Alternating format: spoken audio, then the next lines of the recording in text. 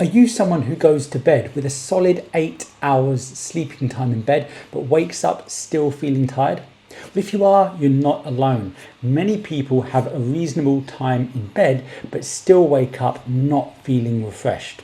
In this video, we'll break down why that may be, some of the impacts that it can have on our body, and give you some helpful tips on how you can improve your sleep quality and wake up feeling fully refreshed. Now, there are some really common sleep issues despite an early bedtime.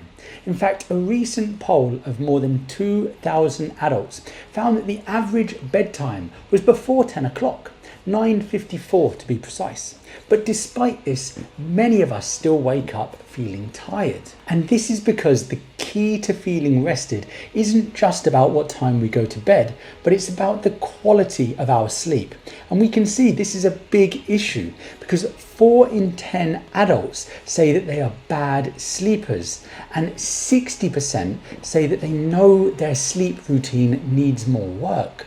And this just shows the importance of a good night's sleep. You see, proper sleep is essential both for our mental and our physical health. In the short term, we've got a drop in brain function with poor sleep, whilst in the long term, a significant link to the majority of the chronic diseases of aging. For example, those who report sleeping less have been shown to have a 53% increased risk of developing dementia. And one aspect linked to this is our sleep consistency, as it's been shown that going to bed and waking up at a similar time every night has a big impact on our overall health. Just to outline the importance of this, a study involving over 88,000 people over 7.2 years found that those who had the most irregular sleeping patterns had the highest risks of dementia.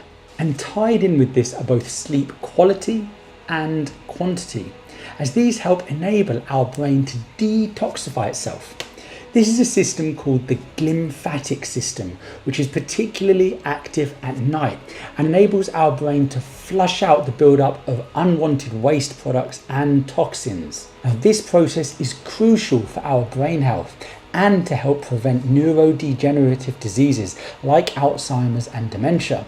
And sleep really kickstarts this process, which just goes to underline the importance of achieving an optimal quality night's sleep with enhancing our brain health too. But our entire body needs good sleep, and research has shown a big impact on our heart health too, as less than 6 hours sleep a night has been linked with an increased risk of atherosclerosis, that's the beginning of cardiovascular disease, by 23%. And the impact of poor sleep quality on our heart health can be seen really notably in the daylight saving times day, that one day a year when we lose 1 hour of sleep. This has been shown to be linked to an increased risk of heart attack by 10% just for 1 hour of sleep loss.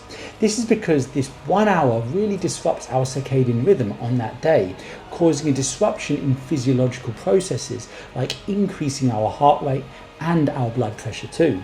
And the sudden change in sleep pattern on that day can increase the stress response in our body, elevating levels of the hormones cortisol and adrenaline, which can impact both our blood pressure and our heart rate, creating hypertension and contributing towards increased stress on our cardiovascular system and worsened outcomes for heart health. So you can really see from this how essential proper sleep is for helping reduce our risk of cardiovascular disease and optimize our heart's health. And sleep also plays a pivotal role in our ability to control our blood sugar levels and our metabolic health.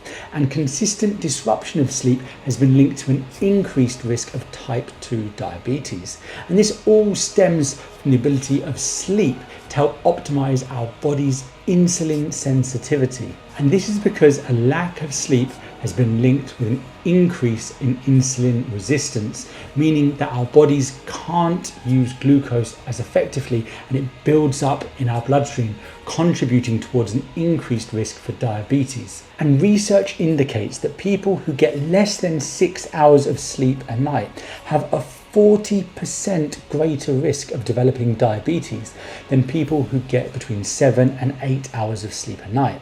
So you can see that ensuring quality, uninterrupted sleep is vital for our body's glucose metabolism system and diabetes risk. And there's emerging evidence too that there might be a link between inadequate sleep and an increased risk for various types of cancer, including breast cancer, colorectal cancer, and prostate cancer. One theory is that disruptions in sleep can lead to imbalances in the hormone melatonin, which has some potent anti-cancer effects.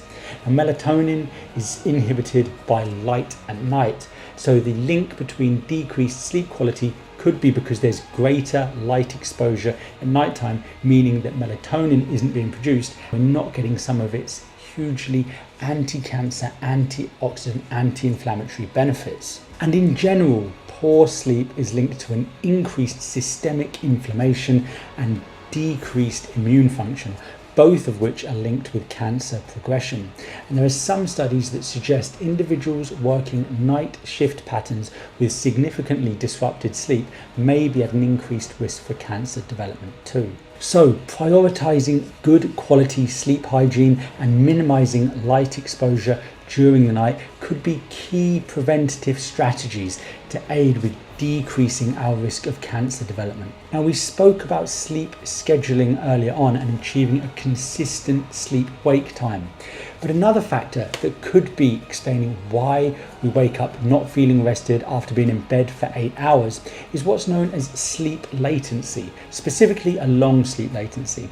And that is the amount of time it takes us to go to sleep when we lay down in bed. And if you know that you're struggling to fall asleep quickly when you get into bed, you could try this simple breathing technique known as the 4-7-8 method, which is a series of controlled breaths which have been shown to help increase relaxation and aid feelings of calm, which could help you get to sleep that little bit faster. So how it works is you get yourself prepared, lying down, nice and comfortable, close your eyes.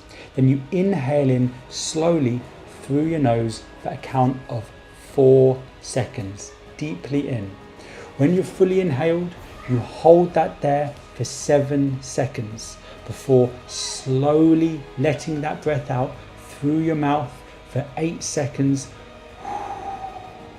making that whooshing sound as it comes out. And repeat this several times over, and this can help aid that relaxation, calming, which should help you fall asleep faster. But to get a good night rest, reducing sleep latency and a consistent sleep schedule are just 2 parts of that puzzle. So here are a few more tips that you might want to try to optimize your sleep. Firstly, sleep in complete darkness, as any light in the bedroom, even that from our alarm clock, has the potential to disrupt our melatonin production, impacting our sleep quality. Secondly, is keep your bedroom cool. Aiming for a temperature between 18 and 20 degrees Celsius for most of us will help us get into a deep sleep faster. Number 3, is eliminate electromagnetic fields. Turn off the plugs around your bed, turn your phone onto airplane mode or keep it off, and turn off your internet router completely at the mains to help reduce those electromagnetic frequencies which have been shown to disrupt our sleep quality. And lastly, it's establishing a truly relaxing bedtime routine. And this is about finding what works best for you. So things like meditating, journaling, or essential oils can be a great way to help induce that relaxation. Lavender, for example, is a really good one that stimulates deep feelings of calm and can help prepare us for a great night's sleep. But ultimately, it's about finding what works for you, what relaxes you, and then sticking to that as your routine. So as you can see, achieving a restorative night's sleep isn't just about going to bed early. It's about optimizing our sleep hygiene to ensure that we can have a really great sleep quality, enabling us to wake up feeling refreshed, full of energy to start the next day. So you could try incorporating some of these tips for yourself. Let me know how you get on in the comments below. And if you like this video, please give us a thumbs up and subscribe below. We release daily videos on health and well-being optimization.